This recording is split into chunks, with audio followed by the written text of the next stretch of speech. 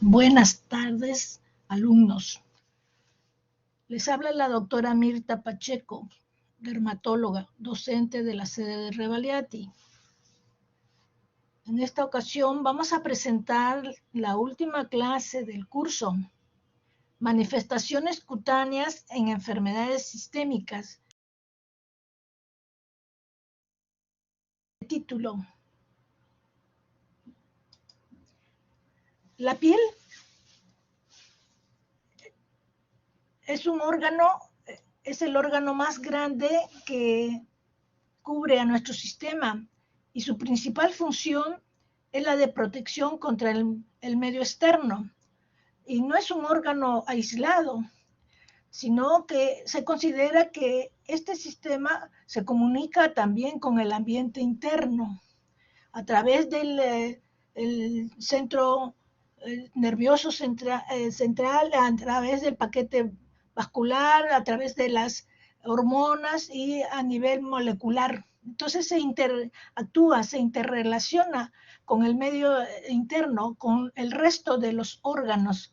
Entonces se puede observar que manifestaciones dermatológicas, o mejor dicho, enfermedades dermatológicas, se pueden asociar con frecuencia a enfermedades sistémicas, sobre todo esas enfermedades que son asintomáticas, de tal manera que cuando se expresa en piel puede ser el único marcador de la presencia de enfermedades sistémicas y entonces permite realizar un diagnóstico precoz.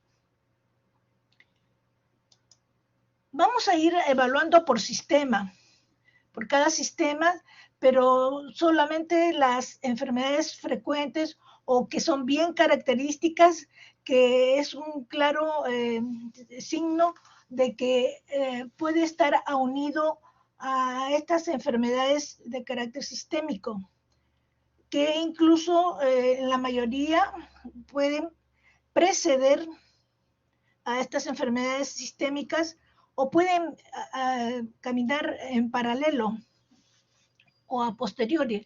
Entonces, todas estas manifestaciones clínicas que vamos a observar en la piel es un aviso de que puede existir una enfermedad interna que todavía no se hace sintomática. Entonces, vamos a comenzar con el sistema digestivo.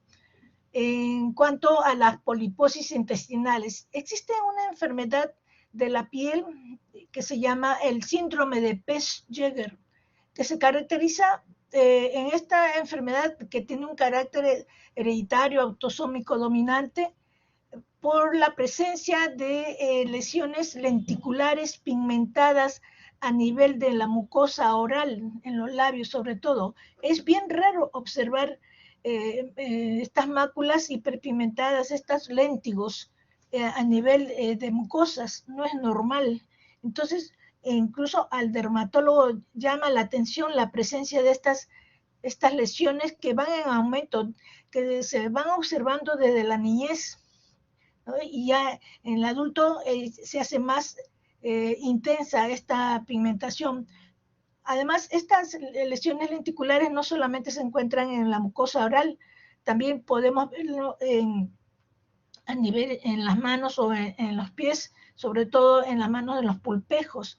Entonces, el dermatólogo tiene que ser acucioso para poder hacer una interconsulta a gastro, porque cuando adulto este proceso se va a formar o ya se está formando desde la niñez unas lesiones poliposas, ¿no?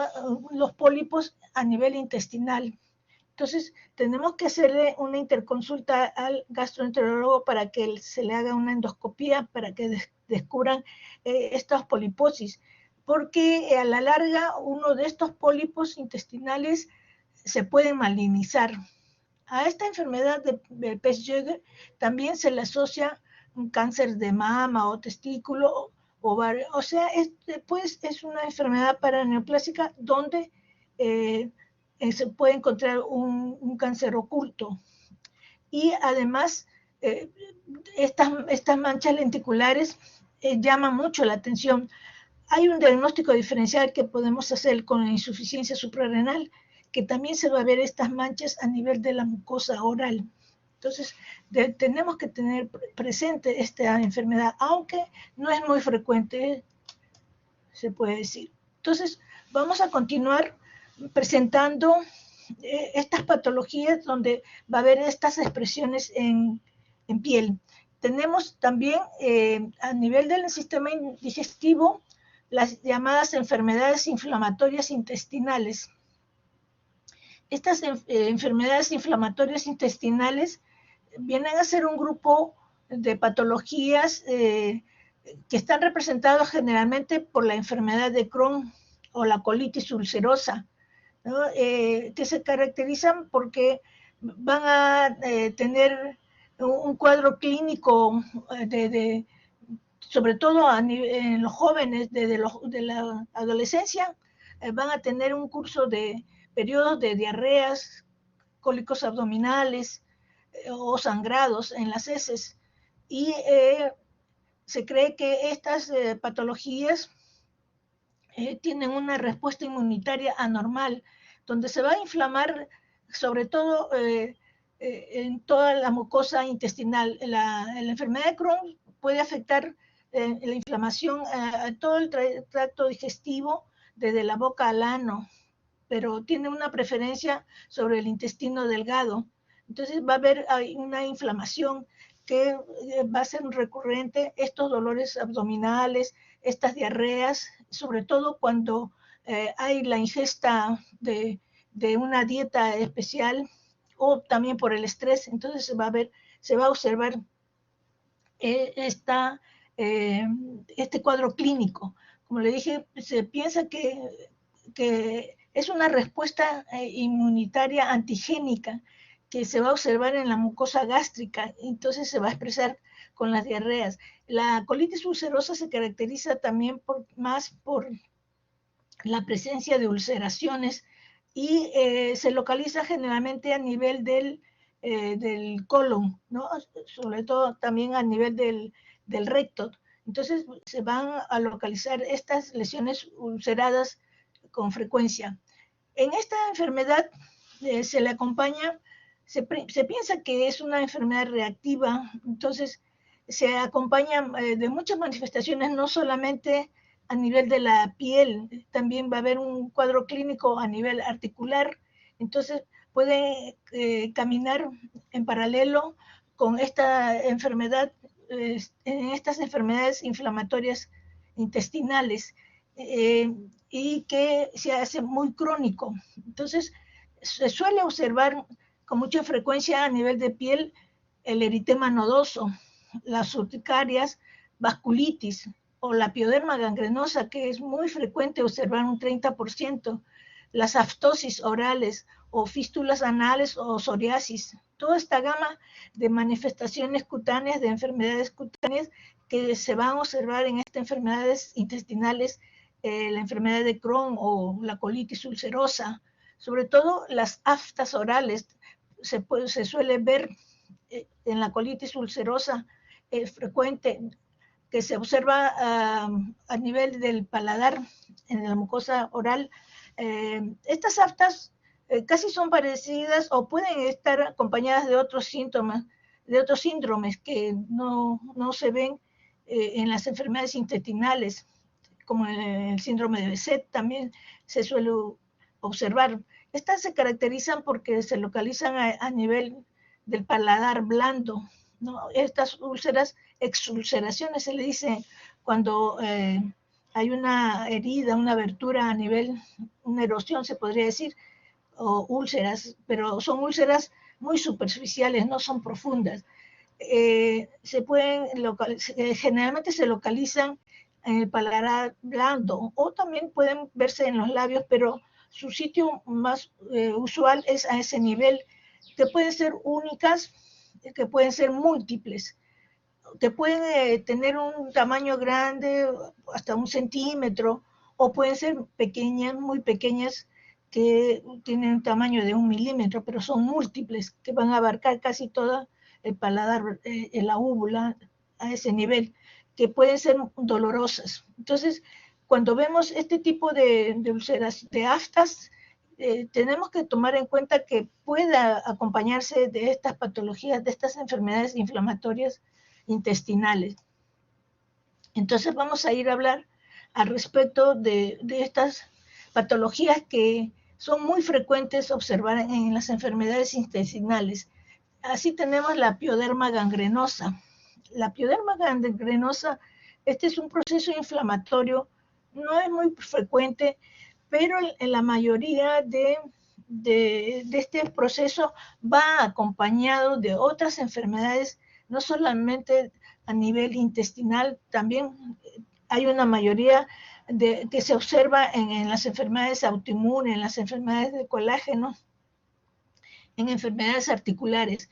También se puede acompañar a nivel sanguíneo, puede verse en los mielomas, en la policitemia vera, en hepatitis crónica severa o en el VIH también se puede ver.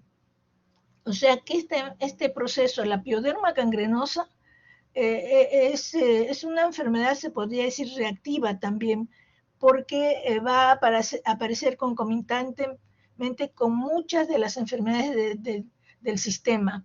La característica de estas úlceras, las piodermas gangrenosas, es que se tiene un rasgo característico que es la llamada patergia positiva. ¿Qué significa eso? Que se va a producir una reacción en la piel frente a los pinchazos, frente a procedimientos donde hay un corte o un pinchazo. Entonces ellos van a reaccionar formándose como abscesos, que es una otra característica de esta enfermedad de la pioderma, pero a la larga se van a transformar en úlceras. Y estas úlceras pueden abarcar un tamaño grande, y su sitio de localización de estas úlceras generalmente es a nivel de los miembros inferiores, que generalmente es única, pero el problema es que estas nunca terminan de cicatrizar y a ellas no se le pueden poner injertos porque también los rechazan. Entonces, es un problema en la calidad de vida de estos pacientes. Y como les dije, se le asocia mucho a estas enfermedades intestinales, casi un 30%. También es bastante frecuente observarlos en problemas de artritis. Entonces, esa es la característica de la pioderma gangrenoso, aunque no tiene una frecuencia, pero sí es bien llamativo, es un aparatoso por la cronicidad y por esas úlceras que nunca curan. Entonces, otro de los procesos que suele acompañar a estas enfermedades intestinales, inflamatorias intestinales, la enfermedad de Crohn y colitis ulcerosa, es el eritema nodoso. El eritema nodoso también está considerado como una de las enfermedades reactivas, es decir, enfermedades que se unen a otros procesos o que tienen diferentes etiologías. Se caracteriza porque la afección está a nivel del tejido subcutáneo, ¿no? Hay una inflamación a nivel de tejido graso. Esto se observa más frecuente en mujeres jóvenes que entre los 20 o 30 años, ¿no? Cuya etiología de este proceso tiene una diversidad que va de las infecciosas de tipo viral, de tipo parasitaria, de tipo bacteriana. También se le asocia mucho porque reaccionan a ciertos medicamentos, sobre todo los anticonceptivos. Por eso dicen que es muy frecuente en la mujer, porque en la mayoría de ellos tienen un antecedente de la ingesta de anticonceptivos. Las lesiones, como le dije, están localizadas a nivel del tejido subcutáneo, como vemos acá en la figura. La inflamación es a nivel del sitio, del de la formación septal donde se encuentran los vasos. Entonces, cuando hay una inflamación a nivel del tejido graso se le llama panniculitis. Entonces, la característica histológica que nos va a ayudar a hacer el diagnóstico definitivo es ver que hay una gran inflamación a nivel de los vasos. No está alterado el tejido graso, sino el septo donde están los vasos. Entonces, esto ya nos daría un diagnóstico diferencial de otras panniculitis que se suele observar también, sobre todo en miembros inferiores. La característica de ellos que son nódulos eritematosos, es agudo, puede ser recidivante, ¿no? Que se observan en ambas piernas, es simétrico. Acá en estas se ve de esta pacientito, esto es una niña que tenía amigdalitis, entonces también el eritema nodoso se observan cuando hay una inflamación por estreptococos a nivel faríngeo, o también hay otros focos infecciosos y pueden observarse, por ejemplo, en una tuberculosis a posteriori, ¿no? Por eso se le dice que esta enfermedad es de tipo reactiva, porque tiene una diversidad de etiologías o procedencias.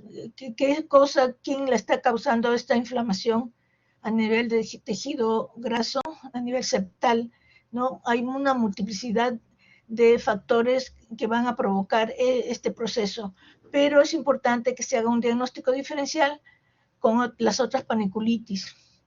Por ejemplo, en el eritema indurado de Bazán, que es una panniculitis, se localiza más en la cara posterior y se cree que tiene un origen de tuberculoso. Entonces, pero el eritema nodoso es un proceso muy frecuente que se suele ver. Entonces, acá tenemos que investigar cuál es su origen, pero ya se ha observado en estas enfermedades intestinales que casi hay una relación de un porcentaje alto, hasta 20% se puede observar estas lesiones. Entonces, cuando uno ve este tipo, tenemos que hacer un estudio amplio y observar si tiene una clínica digestiva en estos pacientes.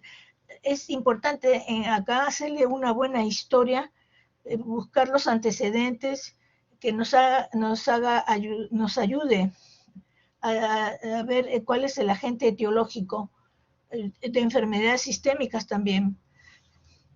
Entonces, estas son las enfermedades que son muy frecuentes, sobre todo en las enfermedades inflamatorias a nivel del aparato digestivo, ¿no? El eritema nodoso, la pioderma gangrenosa, las aftas, es bastante frecuente observar. Entonces uno tiene que tener una visión de que pueden estar acompañados de procesos digestivos cuando observamos en ellos. Ahora vamos a pasar a nivel sistémico, a nivel hepático, de las enfermedades hepáticas que también van a ser observadas a nivel de la piel, que uno debe sospechar que pueda tener algún problema hepático mediante estos signos que se pueden observar. Por ejemplo, en la cirrosis vamos a observar algún tipo de lesiones que nos van a ayudar a diagnosticar o a precisar si tiene algún problema hepático. Generalmente las características o los signos o síntomas que se suele acompañar cuando hay trastornos hepáticos, lo primero que uno piensa cuando hay las ictericias que solemos ver ¿no? en las colestasis, o también otro de los síntomas más frecuentes que se suele ver es el prurito, un prurito intenso que a veces no hay otro diagnóstico, otros signos que nos puedan orientar si es de carácter hepático. Entonces, pero sí tenemos que tenerlo en cuenta cuando hay esos pruritos. Generalmente estos pruritos son por colestasis. Y también las llamadas, las lesiones eritematosas o lesiones vasculares que se va a observar sobre todo cuando estos pacientes sufren de cirrosis. La cirrosis viene a ser ya un tejido fibrótico que se va observando en el hígado y que ha abarcado casi las 3/4 partes del hígado, y ya el hígado se hace insuficiente, ¿no? Por esta fibrosis, esta cicatrización que se va observando, va perdiendo su capacidad de laboratorio que tiene. Entonces se van a expresar estas lesiones porque ya se le agrega una hipertensión portal. Entonces se va a traducir con estas dilataciones vasculares, como vamos a estar observando en esta cirrosis, las palmas hepáticas. Es muy común, muy frecuente observar este gran eritema a nivel sobre todo obtenar o hipotenar en estos pacientes. Que la cirrosis generalmente se produce puede ser por ingesta de alcohol, no puede estar provocada por ingesta de alcohol o por una inflamación como las hepatitis. Entonces, generalmente cuando vemos estas palmas, eritemas palmar, que podrían ser una ayuda diagnóstica para ver si hay un problema hepático. También solemos ver las arañas vasculares. Estas arañas vasculares que se observan en cara, sobre todo en forma abundante, son grandes, pueden pasar 1 centímetro, 2 centímetros, y se le da ese nombre porque existen los vasos capilares que tienen esa disposición en diámetro paralelas que dan ese aspecto de las patas de araña, y en el centro hay una dilatación que puede ser pulsátil, puede observarse, uno a la presión va a desaparecer, pero inmediatamente va a volver esta circulación. Entonces, se piensa que está en una actividad. Entonces, estas lesiones se van a ver múltiples, varias en la cara. Entonces, va a llamarnos la atención esa formación. El paciente te dice que le están saliendo poco a poco estas lesiones, pero son asintomáticas. Pero sí lo que llama la atención es que son pulsátiles, ¿no? A comparación, si vemos una telangiectasia, las telangiectasias son vasos capilares dilatados, pero que no son funcionantes. No se observa esa pulsación que sí se va a observar en estas arañas vasculares. Otra de las características también cuando hay un cuadro cirrótico se llama las uñas de Terry, que viene a ser un blanqueamiento casi total de la tabla de la uña. Entonces, estas son las características muy frecuentes, muy conocidas, ¿no? Cuando pacientes sufren de cirrosis. Otra de los procesos a nivel hepático es muy frecuente la colestasis, ¿no? Que se manifiesta por las ictericias. La ictericia es la coloración amarillenta, verdosa, que se va a observar a nivel de toda la piel. Incluso en las escleras también se puede observar, ¿no? Y es un signo muy, muy característico que es a nivel hepático. Puede ser a nivel hepático mismo o puede ser prehepático o poshepático. O sea, hay una alteración acá a nivel de la bilirrubina. Se establece que para que dé una coloración de ictericia, tiene que tener la bilirrubina mayor de 2 miligramos. Y esta misma colestasis, porque hay una obstrucción generalmente, si es biliar, se va a manifestar mediante el prurito.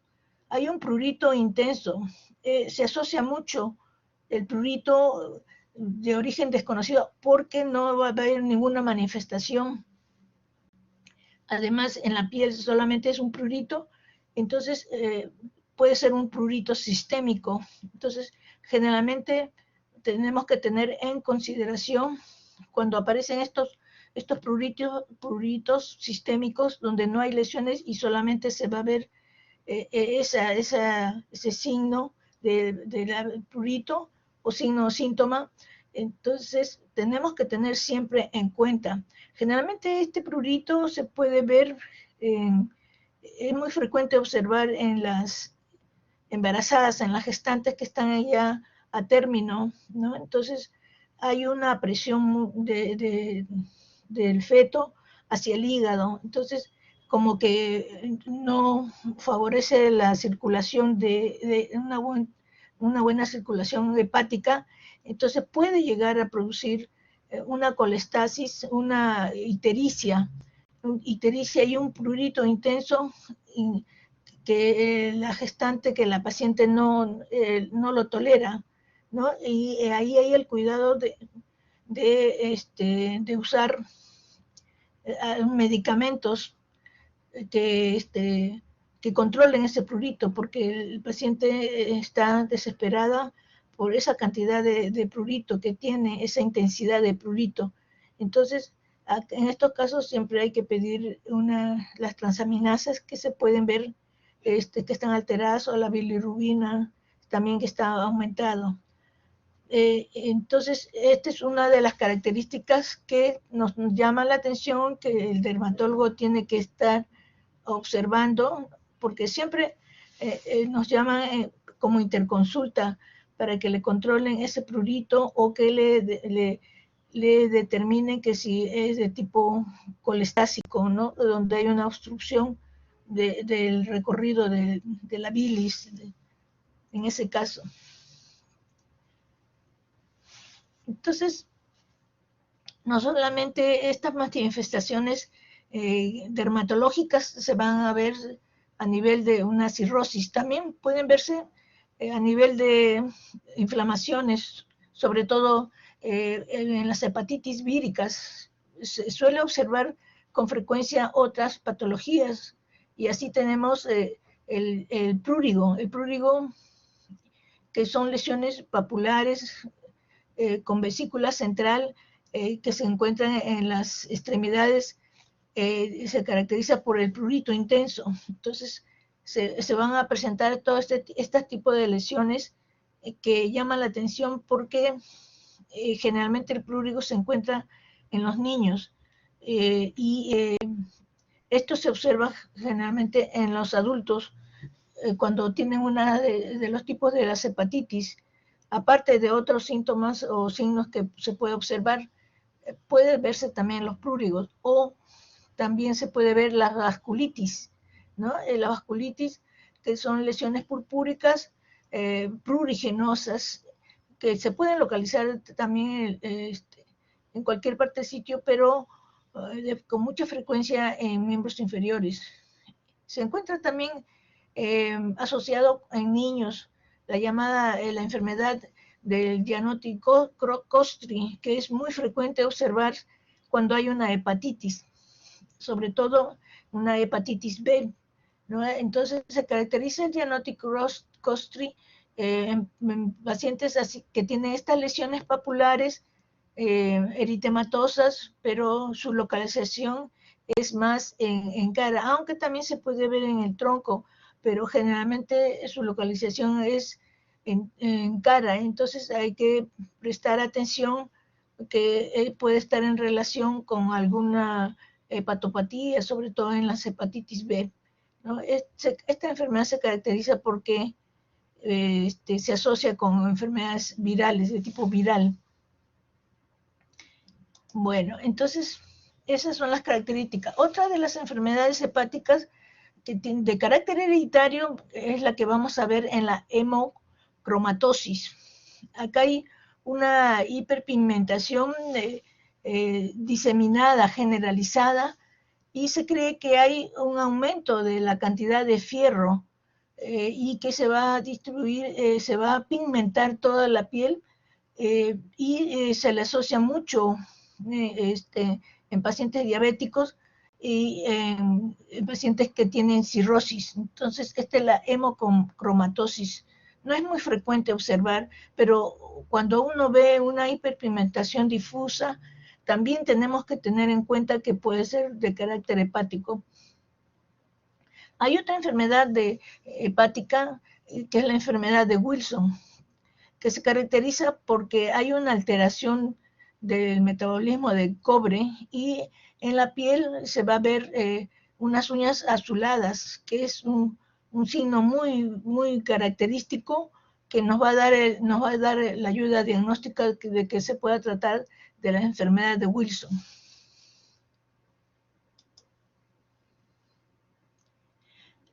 Terminando con los cuadros hepáticos, ahora vamos a ver en el páncreas.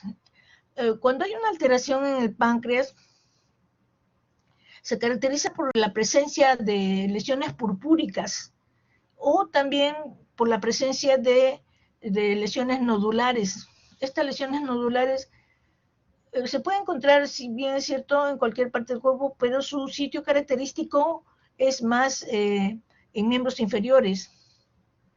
Y se observa en estos pacientes cuando hay pancreatitis y la liberación de estas enzimas proteolíticas que van a provocar una necrosis a nivel de tejido subcutáneo y que por vía hemática se van a diseminar y se pueden aposentar a nivel de los miembros inferiores. Entonces, ellos van a comprender dentro de las paniculitis.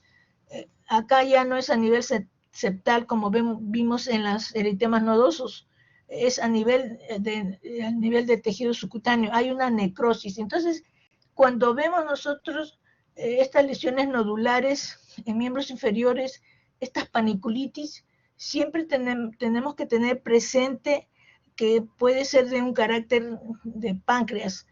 Otra de las manifestaciones muy frecuentes que se suele ver es la equimosis. Estas equimosis vienen a representar un sangrado retroperitoneal provocado por una pancreatitis hemorrágica. Entonces, es bien característico el llamado signo de Colen. El signo de Colen viene a ser unas equimosis que se localizan a nivel periumbilical, cuando hay estas pancreatitis necrohemorrágicas y que a través del ligamento redondo van a ser trasladados hacia la piel. Entonces es bien característico, este es un signo casi patognomónico que se va a localizar a nivel alrededor del ombligo porque hay una afección, hay una pancreatitis.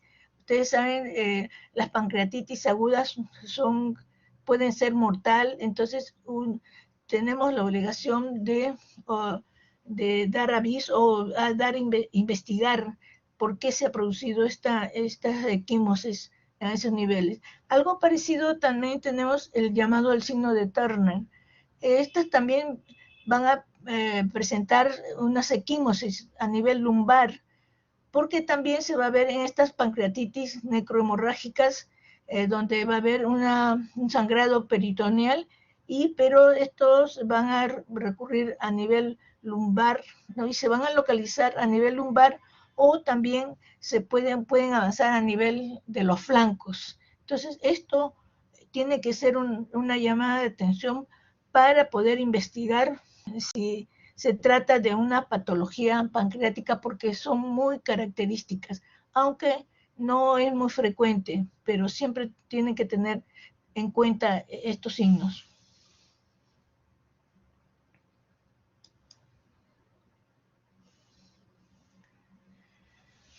Vamos a pasar ahora el sistema endocrinológico, los trastornos endocrinológicos.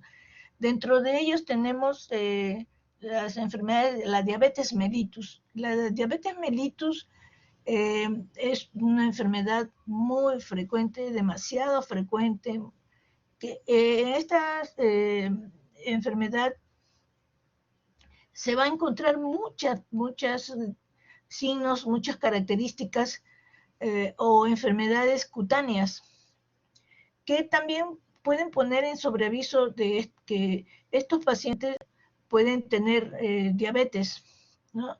O se presentan también paralelo a la enfermedad o pueden ser posteriores o pueden preceder, pero existe un grupo de estas patologías cutáneas que son muy frecuentes con la diabetes. Dentro de ellas tenemos la llamada necrobiosis lipoídica. En las necrobiosis lipoídicas se caracterizan porque son placas amarronadas, brunas, se podría decir placas induradas, ¿no? A la palpación hay una cierta dureza, ¿no? Esa coloración bruna, y se le puede recorrer también telangiectasias. Es muy característico observar, sobre todo en mujeres, que se localizan a nivel de la cara anterior de las piernas. Son asintomáticas, no producen malestar, no hay prurito, no hay dolor, solamente estéticamente ven. Se sospecha que estas patologías hay unas microcoagulaciones, porque esa es la característica en la diabetes cuando ya está crónica, que se va a ver, hay una disminución del espacio vascular. Entonces se ha observado que, o se cree que, histológicamente se observa que hay unas microangiopatías, y eso se suele ver en los diabéticos, no solamente por la necrobiosis lipoídica, sino también hay unos puntitos hiperpigmentados que se suele ver en las piernas sobre todo, o cuando después se produce un golpe, entonces se va a ver esos puntitos hiperpigmentados atróficos que van a traducir una microcoagulación a ese nivel en los vasos capilares. También hay otra patología que es frecuente, es el llamado granuloma anular, que casi histológicamente es parecido a la necrobiosis lipoídica, porque tiene unos granulomas, como su nombre lo dice, que se le llaman empalizada. La alteración está a nivel de la dermis profunda. Entonces va a tener, también tiene ese problema de vasculopatía, ¿no? Y su característica clínica es que tiene una disposición en anillo, y que esta lesión se puede confundir, bueno, con otras de las patologías que tiene ese aspecto anillado, pero acá su borde es más indurado, más profundo, se le palpa, ¿no? Pero lo curioso es que estas lesiones pueden, a la larga, van a desaparecer con un tratamiento de cremas corticoides, pueden desaparecer, pueden mejorar, y no dejan cicatriz, ¿no? Su localización de preferencia es en el dorso de las manos. Entonces, nos puede llamar la atención de estas granulomas, y debemos estar atentos cuando vemos este tipo de lesiones, los granulomas anulares o la necrobiosis lipoídica, que puede que esté caminando junto a una diabetes que todavía no ha sido diagnosticada. Otra de las características que se podría decir de un alto porcentaje que se observa en los diabéticos, o que esta enfermedad puede preceder o puede avisar de que estos pacientes van a sufrir de diabetes, es la llamada acantosis nigricans. La acantosis nigricans, incluso los endocrinólogos ya lo consideran como parte propia de la enfermedad de la diabetes. Se caracteriza porque tiene una hiperpigmentación, y la superficie de esta zona hiperpigmentada es rugosa, afranelada, ¿no? Y se localiza generalmente en el cuello, o en los pliegues, o en los codos, en la zona de extensión, en los nudillos. Hay una hiperpigmentación. Muchos pacientes vienen porque quieren que le saquen esas manchas persistentes que no sale con agua y jabón, ¿no? Entonces es muy importante observar, palpar, pero porque tienen esa característica de un engrosamiento. Se cree que hay un estímulo del factor de necrosis, de crecimiento, del factor de necrosis tumoral o de crecimiento. Entonces, a la larga también, cuando ya es una acantosis muy antigua, crónica, se le va a ver unas prolongaciones de la piel, los llamados papilomas o acrocordones. Es muy característico que uno está avisado ahí tiene la obligación de buscar si es que estos pacientes sufren de diabetes, pero no solamente en una diabetes se va a observar la acanthosis nigricans. La acanthosis nigricans puede tener un carácter hereditario o puede ser adquirido. Estos se observan con mucha frecuencia en los obesos también, en la hiperpigmentación, e incluso se ven en niños. En niños obesos, esta hiperpigmentación a nivel de los cuellos y de los pliegues, sobre todo axilas, en los nudillos, en los codos, va a haber una hiperpigmentación bien marcada, ¿no? Y ya, como decía, a lo largo, que se hacen crónicas, van a aparecer ya estas lesiones de acrocordones, estas lesiones papilomatosas, sobre todo en el cuello, ¿no? Muchos pacientes te vienen con estas prolongaciones que son antiestéticas y lo que desean es tratarlas. Entonces, tenemos la obligación siempre de solicitar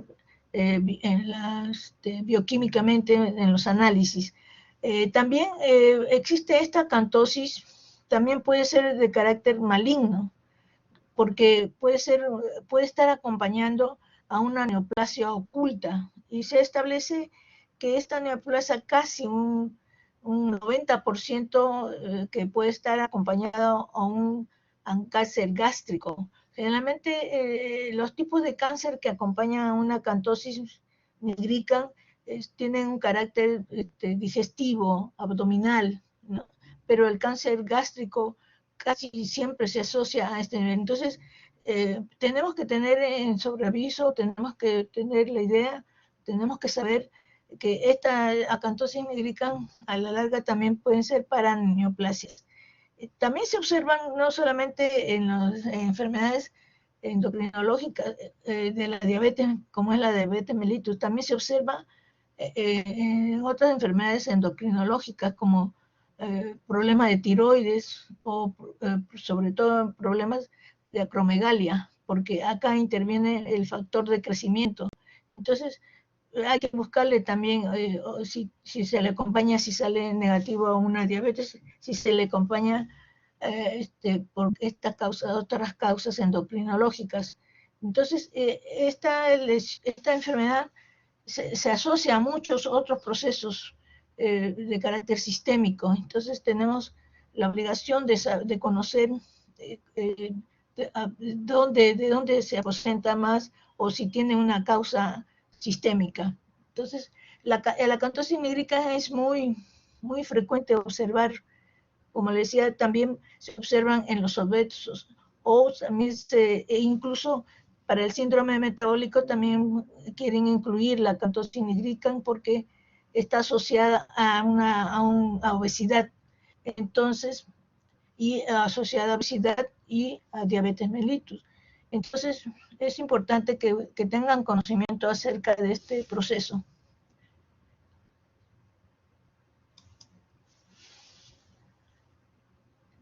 Otra de las características que se suele observar en estos pacientes con diabetes también es los llamados xantomas, porque intervienen en el metabolismo de carbohidratos y lipídicos. Entonces, los xantomas ya se diría que es una diabetes mellitus crónica, maltratada, donde va a haber estas expresiones ya exageradas de lesiones lipídicas, los xantomas, ¿no?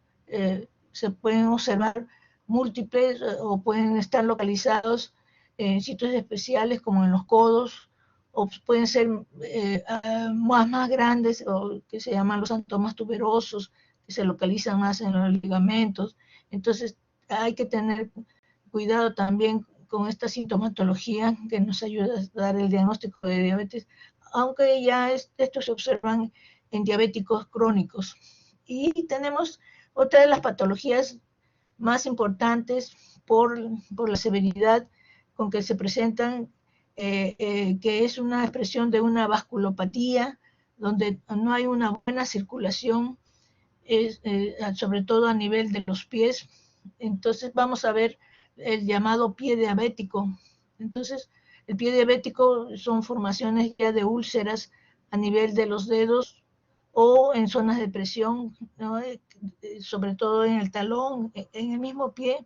La vasculatura del pie es que se caracteriza porque no tiene circulación colateral en los dedos. Entonces, cualquier herida que se puede hacer, pues, no hay buena circulación.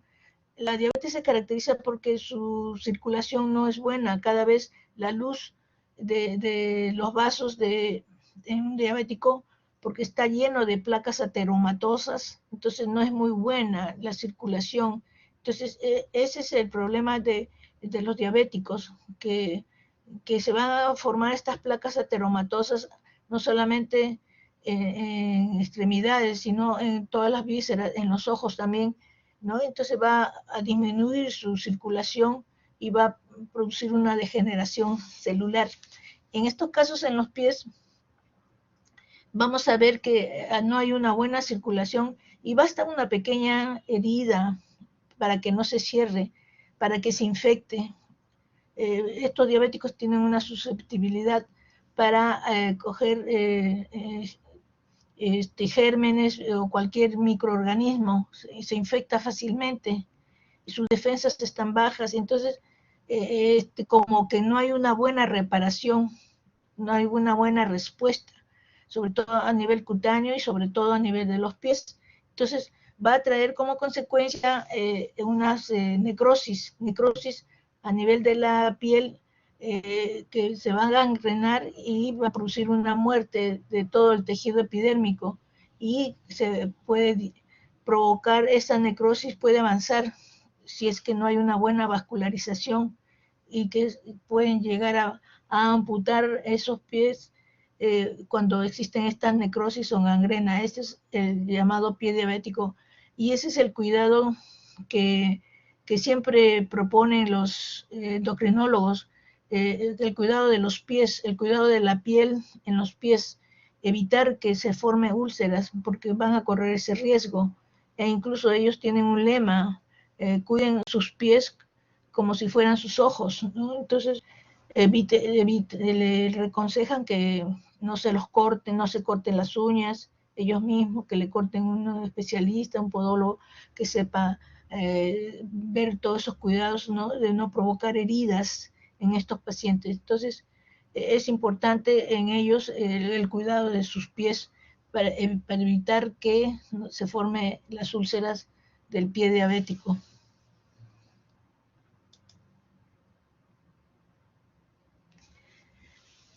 A nivel de tiroides también se va a ver unas características especiales que uno puede sospechar que tenga problemas tiroideos. Entonces, lo que vamos a ver, sobre todo en pacientes hipotiroideos, ¿no? Una piel amarillenta, cetrina, son una piel que se puede infiltrar una de las sustancias mixedematosas a la larga cuando se hace crónico. No es una piel laxa, una piel blanda, gruesa, poco elástica, seca, ¿no? Y es bien característico observar en estos pacientes hipotiroideos. Se le acompaña también de, sobre todo en las hipertiroiditis o las tiroiditis autoinmune, de otras enfermedades dermatológicas como son las alopecias areata y en el vitíligo. Se asocia mucho con el vitíligo las enfermedades tiroideas. Por eso cuando vemos a un paciente que tiene vitíligo generalizado, generalmente, normalmente le pedimos pruebas tiroideas para ver si no tiene alguna enfermedad de patología tiroidea. Puede ser tiroiditis o un hipertiroidismo. Generalmente el vitíligo puede preceder a un problema tiroideo o viceversa, o verse paralelo sufran esta enfermedad, ambas enfermedades a la vez, ¿no? Entonces hay que tener en cuenta generalmente en estos pacientes con vitíligo. También se puede ver enfermedades apoyares del colágeno, pero lo más característico que se va a observar es los mixedemas, ¿no? Sobre todo en pacientes hipotiroideos, ¿no? Esta sustancia mixedematosa se va a infiltrar a través del tejido subcutáneo y va a dar ese aspecto, sobre todo en la mujer, esa infiltración que le llaman en cáscara de naranja, ¿no? Esa infiltración a nivel de los miembros inferiores, del glúteo y miembros inferiores, muy característico observar sobre todo en la mujer, ¿no? Estos mixedemas a veces pueden hacerse bien crónicos y entonces van a transformar en una piel poco elástica, dura, no produce fovea, hay un edema, pero no hay fovea, es una piel seca, poco elástica, escamosa, gruesa, ¿no? Pero es bien claro que cuando uno presiona ahí o peñisca, se nota esos puntos infiltrados, ¿no? Que le dan ese aspecto de cáscara de naranja. Vamos a ver otra de las patologías endocrinológicas, como es en las enfermedades suprarrenales. Es muy característico, muy conocido, el síndrome de Cushing, que se observa cuando hay una hiperreactividad, un exceso de ACTH. Entonces, se va a ver grandes depósitos de grasa producido por este hipercorticismo, ¿no? En la cara de luna llena, el cuello de búfalo o las estrías. Es muy frecuente observar el abdomen globuloso y se le acompaña de acné esteroideo, lesiones acneiformes provocadas por el aumento del ACTH. También se observa un síndrome de Cushing provocado por ingesta de medicamentos de corticoides y que toman las mismas características que el síndrome de Cushing por otra etiología, ¿no? Que vamos a ver, y ahí es como vemos bien características de todas estas lesiones acneiformes y las grandes estrías que se suele observar en este síndrome de Cushing, que casi se da un diagnóstico inmediato, ¿no? Que podría ser un Cushing por todas estas características muy usuales, muy frecuentes, ¿no? Entonces el síndrome de Cushing va a dar muchas manifestaciones dermatológicas. Vamos al revés, cuando hay una insuficiencia suprarrenal, que se va a expresar en la enfermedad de Addison. Y desde el punto de vista dermatológico, lo que llama la atención es que estos pacientes te vienen y te dicen que su piel se ha vuelto oscura, que no sabe por qué, ¿no? La característica de esta hiperpigmentación es que es una hiperpigmentación bien regular, es difusa en todo el cuerpo, no es en parches, no es en áreas, es difusa. Y también va a tomar la mucosa oral. La mucosa oral va a presentarse estas hiperpigmentaciones. Ya le dije, es raro observar hiperpigmentaciones en mucosas, el aumento de pigmento en mucosas. Entonces, eso nos llama la atención porque es característico en la insuficiencia suprarrenal, en la enfermedad de Addison, encontrar, a comparación del síndrome de Pech-Jäger, que son lesiones maculares, lenticulares, son pequeñas, agrupadas, a comparación de la enfermedad de Addison, estas son grandes manchas que se coalescen, que van avanzando. Entonces, esto podría ser algo diferencial, ¿no? Pero de todas maneras siempre tenemos que buscar ambos. Y también se va a observar una hiperpigmentación de las líneas en la mano, ¿no? Entonces, esta la insuficiencia suprarrenal puede ser el diagnóstico porque va a estar acompañada de otros síntomas generales, ¿no? Como astenia, hipotensión, debilidad, cansancio, que tenemos que tomar en cuenta para poder enviarlo al endocrinólogo para su tratamiento. Ahora pasamos del punto de vista de alteraciones metabólicas. Y dentro de ellos están los lípidos, el metabolismo de los lípidos, que se caracterizan porque van a expresarse con unas lesiones elevadas cutáneas amarillentas que pueden adoptar diferentes tamaños, ¿no? Que vienen a ser los santomas, ¿no? Acá vemos estas lesiones papulares, o pueden ser nodulares, pápulos nodulares, porque pueden aposentarse en profundidad, ¿no? Que están agrupadas generalmente y van a disponer formas diferentes, ¿no? Aplanadas o puliformes o gruesas, lineales, ¿no? Acá estamos viendo esta multiplicidad clínica, los santomas, que pueden ser placas amarillentas y que se localizan en párpados, y el ejemplo típico es el santelasma. Ese es su sitio, su característica. Si estas lesiones se localizan en forma agrupadas en los párpados. Hay el otro tipo tuberoso, que son nódulos y tumores amarillentos, y en esta se puede asociar con aumento de colesterol o triglicéridos, ¿no? Entonces, en esto nos llama la atención, y uno siempre tiene que estar pidiendo en forma bioquímica cómo está alterada el metabolismo de los lípidos. Entonces, o el triglicéridos también.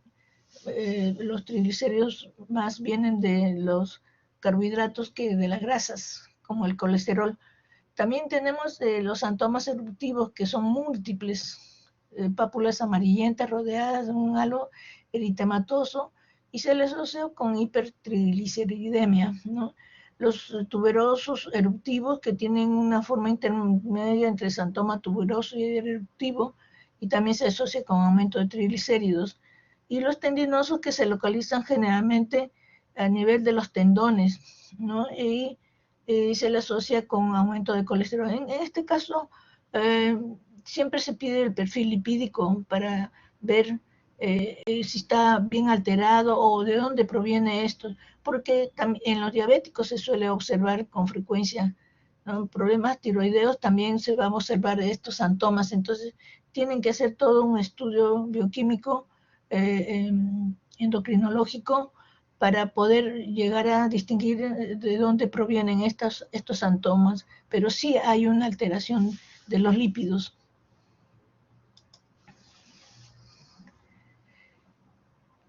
Bueno, acá terminando ya con las patologías de carácter endocrinológico, vamos a pasar a nivel renal. A nivel renal vamos a ver también algunas patologías muy características, o también pueden ser de carácter difuso. Sobre todo se va a observar en pacientes que tienen insuficiencia renal. Entonces, cuando existe insuficiencia renal, hay una alteración hemodinámica, sobre todo del calcio, del fósforo, entonces, o de la vitamina D.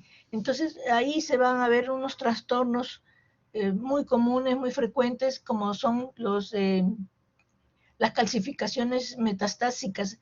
Estas calcificaciones metastásicas se localizan generalmente en articulaciones, sobre todo en los codos, en las rodillas, ¿no? En el metabolismo del calcio, estos pueden degenerar o pueden determinar las llamadas calcificaciones, que se hacen a través del tejido subcutáneo, en su mayoría. Entonces, un tejido se puede transformar en calcificaciones, un aumento de las calcificaciones, y que se traducen con unos nódulos palpables, ¿no? Generalmente no son dolorosos, y este es el caso de las calcificaciones metastásicas cuando hay una alteración a nivel renal. Entonces, son tejidos blandos que uno lo puede sacar. pero existen otras calcificaciones que se hacen a nivel del torrente sanguíneo, ¿no? Y va a provocar, cuando estos se transforman en capilares, entonces estas calcificaciones se van a depositar. Generalmente se ha observado que se depositan a nivel del tejido subcutáneo en forma de capilares. Estos trastornos de las del calcio, del metabolismo del calcio, la vitamina D o los fosfatos, los fósforos, entonces se van a producir una calcificación a nivel sanguíneo y terminan en capilares y generalmente se localizan en tejido subcutáneo, en el tejido de la piel. Entonces se van a traducir estas calcificaciones como una necrosis isquémica de la piel que puede llegar incluso a la gangrena o la sepsis. Entonces, ¿cómo podemos hacer un diagnóstico? Porque se asemeja a muchas otras patologías donde hay una necrosis a nivel de la piel. La característica es el antecedente de estos pacientes que sufren del riñón, hay un desequilibrio metabólico, ¿no? Sobre todo del calcio, del fósforo y la vitamina D. Entonces se va a producir la llamada calcifilaxis. Hay una isquemia vascular producida por trombos de calcificaciones de estos metabolitos y va a provocar una necrosis a nivel periférico, a nivel de la piel, ¿no? Y se puede confundir con muchas otras de las patologías que van a producir una necrosis. Por ejemplo, en un lupus pueden producir gangrena, una sepsis, pero en esto se va a ver más en manos, ¿no? En las terminaciones vasculares. Pero la característica es que estas necrosis, esta calcifilaxis se va a observar en cualquier parte de la piel, ¿no? Generalmente en los antebrazos, ¿no? Estas placas necróticas, ¿no? Que uno, no, como le dije, la ayuda diagnóstica puede ser por el antecedente de estos pacientes que sufren de insuficiencia renal. Estas son una de las características más conocidas y más importantes, sobre todo la calcifilaxis, que se va a observar a nivel de renal. Otra de las características que también vamos a ver con mucha frecuencia es el prurito. Y siempre se va a observar en pacientes con insuficiencia renal, sobre todo en pacientes que reciben diálisis. Entonces ahí hay un recambio hidroelectrolítico, ¿no? Entonces se piensa que sería una de las causas el prurito intenso, ¿no? Este es uno de los pruritos de carácter sistémico, donde no se va a ver ninguna lesión en la piel, pero sí el paciente te acusa de un prurito intenso, intolerable, esto que están todo el tiempo rascándose, e incluso no solamente producen escoriaciones, sino van a llegar hasta producirse ulceraciones, porque es una desesperación en ellos ese prurito intenso, incontrolable. Se ha buscado, se ha estudiado la causa por qué se produce este prurito en estos pacientes. Unos dicen por ese trastorno hidroelectrolítico de los metabolitos, otros dicen, se han encontrado, incluso hay estudios de que en los tubos, en esos tubos de recambio que se hacen en estos pacientes, que a veces lo esterilizan con formol o con otras sustancias irritativas que puedan llegar a provocar ese prurito tan intenso, ¿no? Que puede llegar a provocar hasta ulceraciones, un maltrato en la piel, porque los antihistamínicos generalmente no actúan mucho porque no, en estos casos no hay liberación de histamina, es otro factor, es otros metabolismos o metabolitos que van a provocar, estimular esa sensación de prurito. Entonces, en estos pacientes tienen el antecedente de este problema, entonces uno puede hacer el diagnóstico que puede ser de este tipo de carácter renal, ¿no? Es una piel seca, una piel hiperpigmentada, escamosa, que se va a ver Entonces pueden humectar, las cremas pueden ayudarles a dar esa tersura en estos pacientes que tienen un maltrato de la piel. Y si están infectadas, entonces se le controla con cremas antibióticas o con antibióticos sistémicos. Hay que observar y tranquilizarlos. De todas maneras, se le da antihistamínicos. Se le sugiere al médico cuando le va a realizarle la diálisis que se le ponga antihistamínico antes de iniciar la diálisis y posterior, para que así no tenga esos pruritos intensos. Entonces hay que tener cuidado en ellos porque se pueden infectar las lesiones, las escoriaciones. Entonces, el prurito no solamente se va a ver en problemas renales, el prurito se puede ver en diferentes situaciones de carácter sistémico, en diferentes enfermedades sistémicas, y se caracteriza este prurito porque no hay lesiones en piel. Entonces, es una frente a una observación que tenemos que hacer, determinar quién provoca este prurito, porque no hay lesiones que uno pueda hacer un diagnóstico que por qué le produce ese prurito. Entonces, se va a observar, como le dije, desórdenes hematológicos, por ejemplo, en una anemia, en enfermedades mieloproliferativas, incluyendo la policitemia. En las policitemias también hay un gran prurito.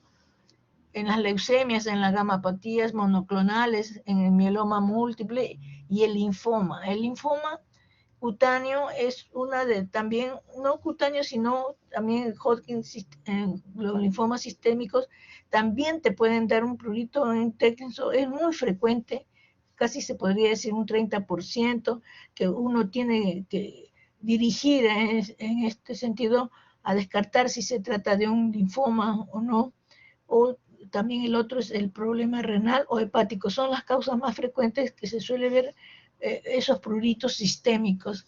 En enfermedades renales, si hay que ver si hay uremia. En las enfermedades hepáticas, la colestasis, o en las enfermedades endocrinas, sobre todo en el hipertiroidismo. Estos pacientes, incluso antes de, o que ya están en su crisis hipertensiva, hipertiroidea, eh, pueden venir así con un prurito intenso, intolerable, ¿no? Desesperado en estos pacientes. También tenemos la obligación de determinar si tienen una causa tiroidea. Lo único que vamos a ver, porque si estos pruritos crónicos son grandes escoriaciones, grandes lesiones costrosas, escamosas, ¿no? Que uno puede pensar cuando vienen en ese sentido que podría ser una carosis, que es la primera causa de prurito cutáneo. Entonces hay que descartarle todas las patologías cutáneas primero para poder recién darle un diagnóstico de que se trata de un prurito sistémico. Entonces tenemos que caminar con cuidado, determinar siempre y tener la obligación de saber por qué tiene ese prurito de carácter sistémico. Bueno, vamos a ver enfermedades nutricionales. Dentro de las enfermedades de carácter nutricional o metabólico están las porfirias. Se tratan este es un proceso donde hay una acumulación de los precursores de las porfirinas, estas que se encuentran en el grupo M, ¿no? A nivel vascular. Estas enfermedades, las porfirias, son congénitas, pero también pueden ser adquiridas ya en la etapa adulta, generalmente, cuando hay una alteración hepática, sobre todo. Y la característica de estas porfirias es que son fotoactivas. Como se encuentran a nivel de los vasos capilares o a nivel de todos los vasos, porque son componentes de hemoglobina, estas porfirinas. Entonces, cuando hay una alteración o cuando hay un aumento, van a provocar destrucción de estas mismas células, y estas alteraciones generalmente es a nivel de la piel o a nivel hepático o a nivel abdominal también, según donde hay el trastorno de alteración de estas porfirias. Entonces, a nivel de piel se va a traducir porque se van a provocar unas lesiones ampollares. Ya le dije, son fotoactivas, absorben la radiación solar, y cuando no hay ausencia de estas o su metabolito no es el adecuado, entonces como ellos son captadores de radiación, y cuando hay esa ausencia va a provocar daño, lesiones provocadas por el sol, entonces que se traducen generalmente en ampollas. Entonces se va a observar en estos pacientes ampollas en zonas expuestas a la luz, que al cicatrizar van a provocar un tejido cicatrizal residual, ¿no? En estos casos que van a producir un falta de desarrollo normal de la piel, ¿no? Dejan esas cicatrices. Y otra de las características es el hirsutismo o la hipertricosis o los quistes de Milium, pero lo que más frecuentes van a ser las ampollas que se va a producir, unas ampollas subbasales, ¿no? Que pueden confundir con otras patologías dermatológicas, las porfirias, ¿no? Generalmente se localizan en manos o en la cara. En este caso, como vemos, puede ser en la nuca, puede ser en las calvicies, donde están recibiendo mucho el sol, le van a provocar ampollas que cicatrizan y son costras que cicatrizan, dejando unas huellas residuales cicatrizales, provocando unas atrofias, ¿no? En ellos, provocando una piel poco elástica, ¿no? Por las cicatrizaciones que se van formando. Existe la porfiria cutánea tarda, que le llaman, que esta es adquirida. Cuando hay una alteración a nivel hepático, generalmente de tipo alcohólico, ¿no? Una cirrosis alcohólica, pueden provocar unas porfirias, porque ahí se metaboliza también en el hígado, es un centro de metabolismo de las porfirias. Además de los vasos, el hígado es donde va a metabolizar estas porfirinas, ¿no? Entonces, existe la llamada porfiria cutánea tarda, porque esta enfermedad es congénita, ¿no? Entonces, estas porfirias cutáneas tardas se asocian mucho en pacientes con ingesta de licor, de alcohol, y esta enfermedad suele observarse en pacientes donde se exponen mucho al sol o trabajan bajo la exposición solar, los pescadores, por ejemplo, o también los agricultores, o en pacientes que ingieren mucho licor. Y es muy frecuente, hay una alta incidencia a observar, por ejemplo, en Chile o en España, que tienen esa costumbre de la ingesta de licor, de vino, sobre todo en los almuerzos, en las cenas, ¿no? Entonces, hay una alta incidencia de las llamadas porfirias cutáneas tarda, ¿no? Hay una alteración a nivel del hígado, entonces se va a presentar esa fotosensibilidad en zonas expuestas a la luz, y que se van a traducir con ampollas en zonas expuestas que dejan unas cicatrices residuales. Acá en el Perú es poco frecuente, se observa con poca frecuencia, de tal manera que casi no lo tenemos en cuenta o no lo tomamos en cuenta, que podría ser cuando uno ve estas ampollas, aunque estas ampollas generalmente se rompen fácilmente, se rompen a pesar de que son subepidérmicas, pero lo único que vemos ya casi son las áreas erosionadas, áreas desnudadas o las cicatrices. Es bien difícil observar una ampolla en sí, pero siempre tenemos que tener en cuenta entre los diagnósticos diferenciales ampollares.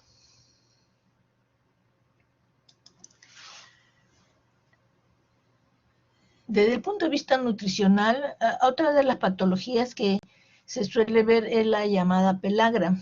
La pelagra es una deficiencia del ácido nicotínico y el triptófano, Estas sustancias se encuentran mucho a nivel del sistema digestivo, a nivel cerebral, a nivel de la piel, que se observan donde hay una gran actividad energética de estas células. Entonces, cuando hay una ausencia de esta vitamina, entonces se va a traducir, por ejemplo, en diarreas a nivel intestinal, o también se va a ver a nivel del sistema nervioso en pacientes con mucha irritación, o pueden incluso exacerbar una psicosis, o hay un trastorno demencial, se puede decir, ¿no? Entonces se caracteriza por las 3D, la dermatitis, las diarreas, la demencia. En piel también se va a observar alteraciones como una dermatitis. Hay una sustancia, el ácido urocánico, que se observa en la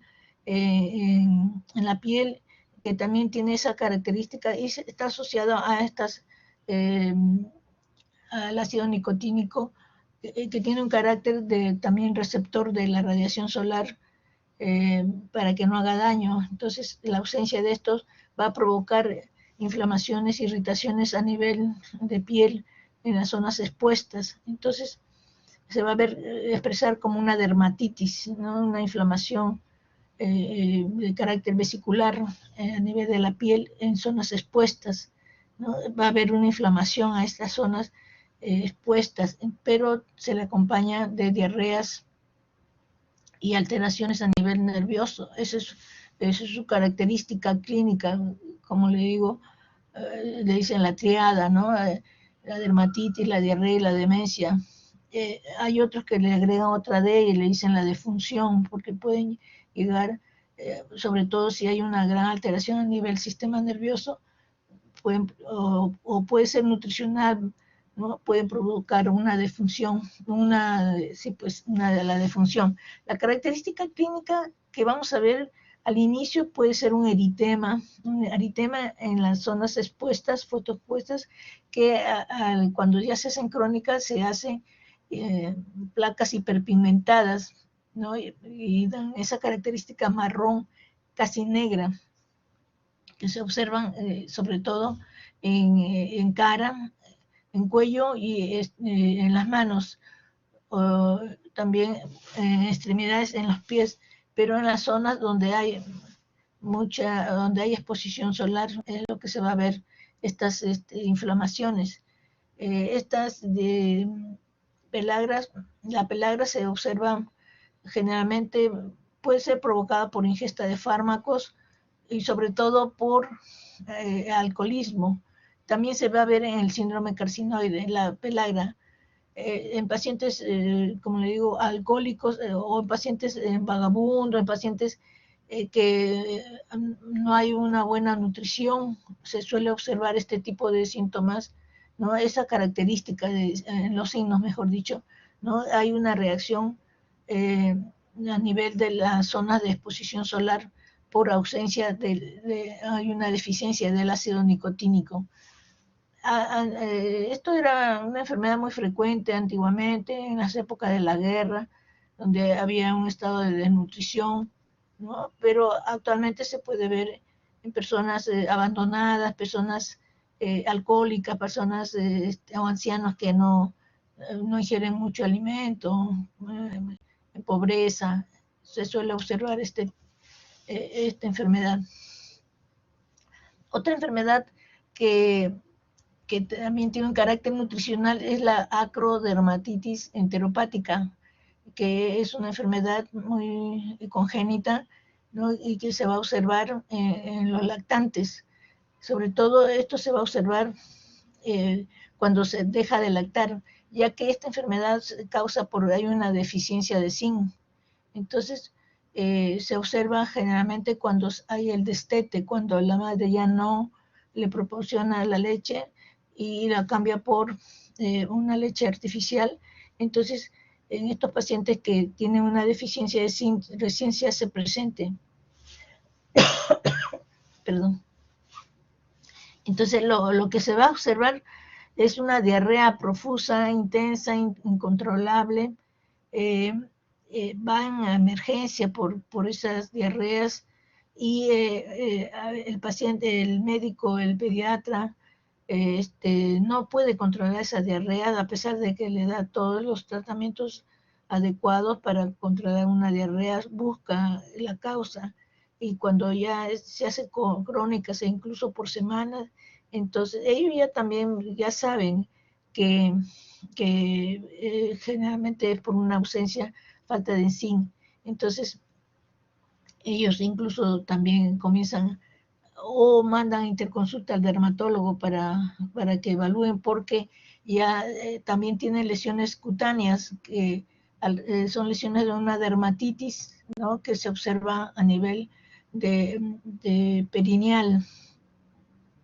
Estas lesiones también se van a observar en extremidades, en las manos, ¿no? Y tiene una característica con una descamación, una coloración bruna, ¿no? Que uno puede orientar que puede ser una acrodermatitis enteropática. También se puede ver esta acrodermatitis enteropática en adultos. También en estos adultos donde impera la desnutrición o el alcoholismo, entonces se va a observar también la deficiencia de zinc. El tratamiento es darle zinc, ¿no? Incluso se le lava estas lesiones porque están lesiones húmedas, ¿no?, y que están inflamadas por las diarreas en sí, que van a provocar estas irritaciones, pero se le hace lavados con sulfato de zinc y también hay gotitas que pueden tomar y esto se controla, se mejora dándole incluso permanentemente o viendo los niveles a nivel sanguíneo del zinc, ¿no? Existen, como le dije, de carácter adquirido en estos casos en pacientes adultos donde hay una desnutrición. Entonces, suele verse con frecuencia a nivel pediátrico este tipo de patología, ¿no? Y ya le dije que es cuando hay un destete, cuando ya la madre que le está proporcionando el zinc, y ya en las leches artificiales no hay un alto porcentaje de zinc, entonces recién se va a poner de manifiesto de este tipo de lesiones, porque de carácter congénito, una predisposición que tiene en una deficiencia del metabolismo del zinc. Dentro de las enfermedades reumatológicas también, el reumatología generalmente ven todas las patologías donde hay una enfermedad del colágeno, que se localiza generalmente en la dermis, ¿no? Entonces hay una competencia con el dermatólogo, pero ya hay unas enfermedades precisas que ya la tomó reumatología. Desde el punto de vista dermatológico, enfermedades reumatológicas que se suele ver, lo más frecuente son los llamados nódulos, unos nódulos que se localizan generalmente a nivel de las articulaciones, pero también se va unido a otras enfermedades como son las vasculitis. Entonces, eso es lo que vamos a observar, pero que suele llegar a la consulta en primer lugar al dermatólogo. Entonces, tenemos que saber derivarlos, ¿no?, para que le hagan su tratamiento. Una de estas enfermedades características que se ven, ¿no?, que en realidad es una enfermedad reactiva, es el síndrome de Reiter. El síndrome de Reiter viene a ser, es un patología que su característica principal es la artritis reactiva, ¿no? Y hay una triada que en estos pacientes con síndrome de Reiter es la uretritis, la conjuntivitis, la artritis, se le agrega la dermatitis. Esta dermatitis que se suele ver es de carácter de tipo psoriasiforme, tiene esa apariencia de lesiones psoriasiformes, pero uno debe tomar en cuenta de si tiene otros signos, ¿no? Como es la artritis, la conjuntivitis la uretritis. Entonces se sospecha que esta enfermedad se aparece que es provocada por una uretritis de carácter no gonocócica, ¿no? de gérmenes, una variedad de gérmenes que se producen una uretritis y que van a reaccionar parte de nuestro sistema, ¿no? A eso se le llama enfermedades reactivas, reaccionan a distancia y se manifiestan, ¿no? En diferentes sitios. En este caso también va a haber una alteración a nivel ocular mediante la conjuntivitis y en la piel va a haber una alteración a nivel de estas lesiones que tienen una disposición casi parecidas a una psoriasis, pero su característica es que son lesiones eritematosas, pueden ser placas eritematosas, pero tienen un borde bien característico que es observarse bien frecuente. Uno debe tomar en cuenta esa característica y esa hiperkeratosis palmoplantar también, esa es su característica. No necesariamente esta enfermedad, todas estas características patológicas van a estar presentes a la vez. Puede uno agregarse, pueden preceder o pueden estar paralelos o pueden verse posteriormente. En este caso lo que llama la atención son las lesiones epidérmicas que aparecen, entonces uno ya debe orientar, debe preguntar al paciente sus antecedentes, si hay artropatías, si cómo están sus articulaciones. Esta enfermedad de Reiter puede afectar a nivel articular, sobre todo en la columna. Entonces, estos van a producir unas artropatías anquilosantes, ¿no? Muy intensas, paralizantes. Entonces es importante en estos casos prever, evitar que se llegue hasta ese extremo de anquilosamiento. Entonces se le puede derivar al reumatólogo en estos casos para que investiguen, ¿no? Porque siempre ellos pueden acusar una artralgias en ese caso, que pueden llegar a degenerar y producir un anquilosamiento. Es bien aparatoso estos trastornos articulares en el síndrome de Reiter, ¿no? Entonces es importante para el dermatólogo hacer un seguimiento y ver el momento de derivación al reumatólogo. Pero su característica es siempre que se acompaña de una conjuntivitis, artritis, dermatitis psoriasiforme que ha salido de inicio a nivel de una uretritis. Aunque esta patología no es muy frecuente, pero siempre tenemos que tenerlo en mente para hacer una ayuda diagnóstica. Entonces, ya vamos terminando. Tenemos las enfermedades de colágeno. Estas enfermedades de colágeno generalmente lo ve el reumatólogo. Es muy clásico observar en estas patologías autoinmunes, ¿no? Por ejemplo, en el ES su característica del ES y también se observa en las esclerodermas o en la dermatomiositis. Hay muchas manifestaciones dermatológicas o cutáneas que uno tiene que tener presente y también derivarlo al especialista, al reumatólogo, para que ellos le hagan el tratamiento.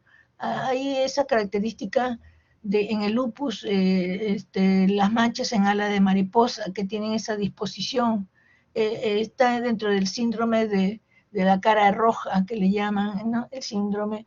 Existen muchas otras patologías que tienen esa característica de cara roja, ¿no? Dentro de ellas tenemos la rosácea, la dermatitis seborreica, el síndrome carcinoide, otras patologías. En la dermatomiositis también hay el síndrome de cara roja. Entonces hay que saber diferenciar, hay que ver en forma precisa de qué se trata. Entonces acá sí tenemos que intervenir solicitar análisis, descartar si es un LES en realidad, ¿no? Hay que pedir el ANA.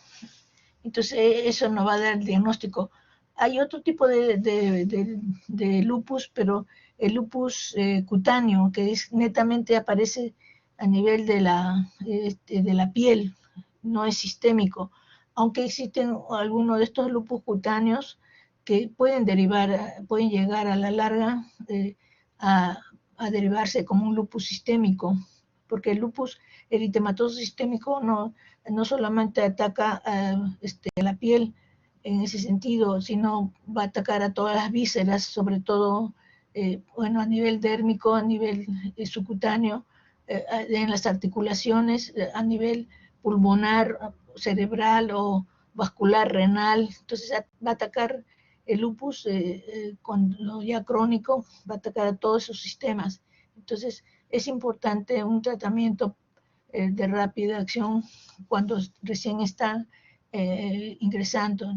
Entonces, estos pacientes vienen a consulta dermatológica, entonces tenemos la obligación de hacer un reconocimiento de qué se trata en estos pacientes, en el síndrome de la cara roja, que existen muchas patologías que tienen esta misma característica, pero esta característica en ala de mariposa es casi muy especial en el lupus eritematoso. Eritematosos sistémicos, ¿no?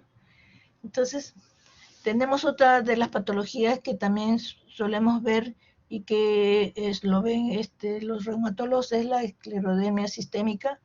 En esta también es una enfermedad crónica donde hay una alteración de metabolismo del colágeno, ya no es un colágeno que da esa elasticidad, ¿no? Se va a ver una piel gruesa, dura, poco elástica, no se puede hacer un pliegue, y que va a afectar sobre todo en la cara, en las manos, se va a ver esta dureza de la piel.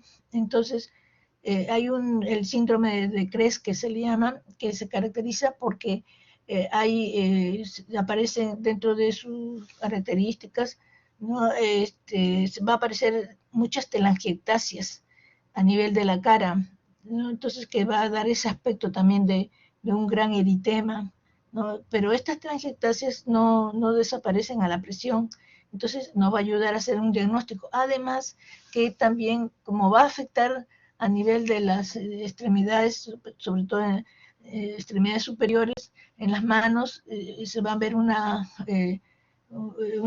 mano en garra, que se dice que no tiene elasticidad, son duras, y también va a tener artralgias. Entonces nos va a ayudar bastante esta otra sintomatología, ¿no? También en ella se presenta el síndrome de la cara roja, ¿no? Con la presencia de esas telangiectasias que van a abundar en toda la cara.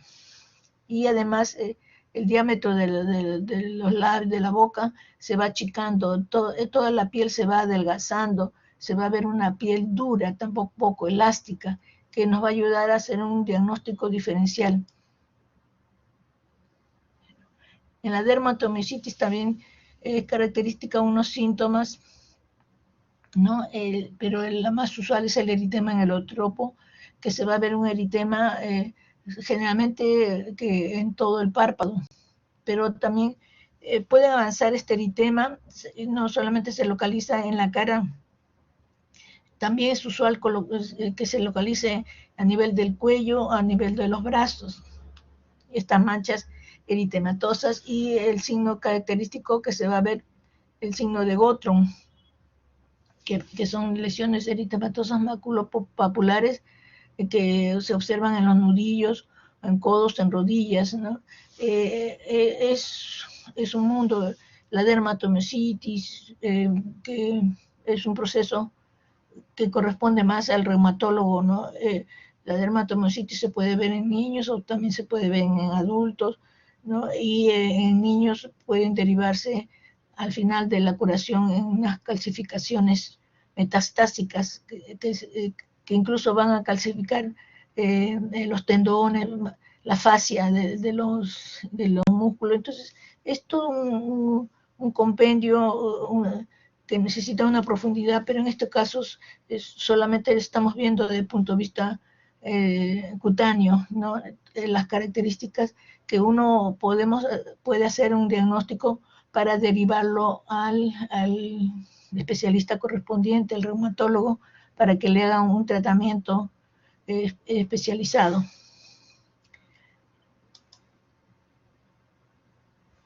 Y por último tenemos las vasculopatías.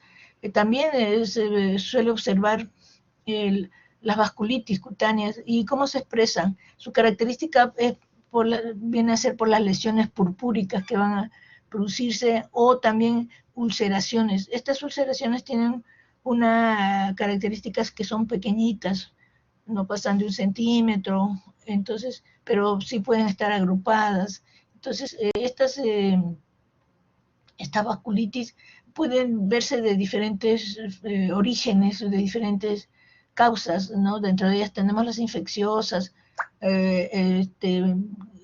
pueden acompañar a otras enfermedades del colágeno, como en las artritis reumatoideas, también se puede ver en LES, ¿no?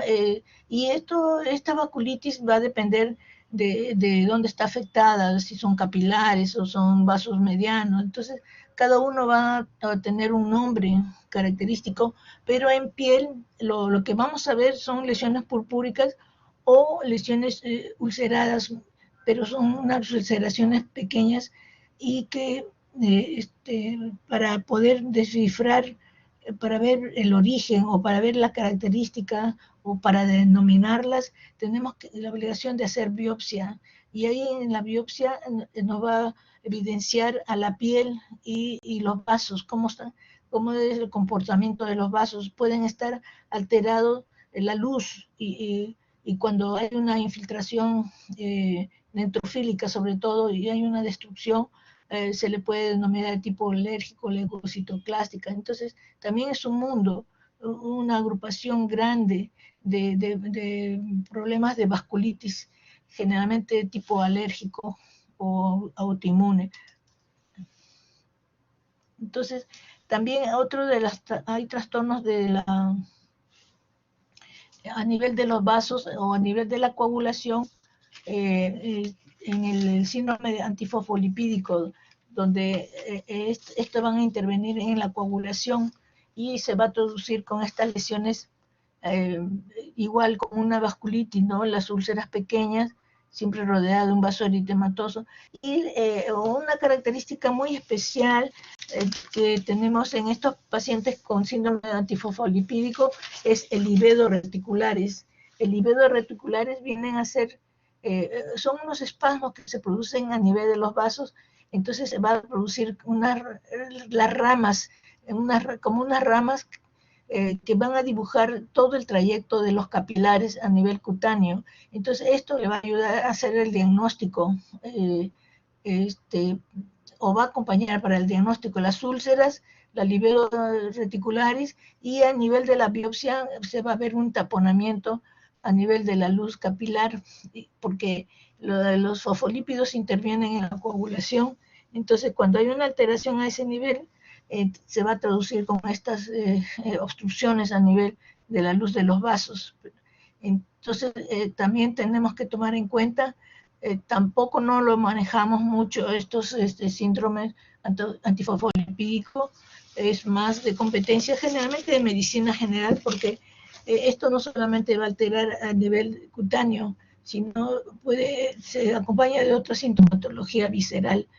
Entonces, pero siempre como se expresan con estas lesiones cutáneas, es nuestra obligación de derivarlo al especialista, de investigar cuál es su causa. Entonces, generalmente los especialistas nos llaman solo para que le hagan una biopsia de estas lesiones, ¿no? Llaman para que se le realice, porque la biopsia es generalmente el procedimiento que solemos usar para que nos ayude a dar un diagnóstico definitivo en cuanto a las patologías dermatológicas.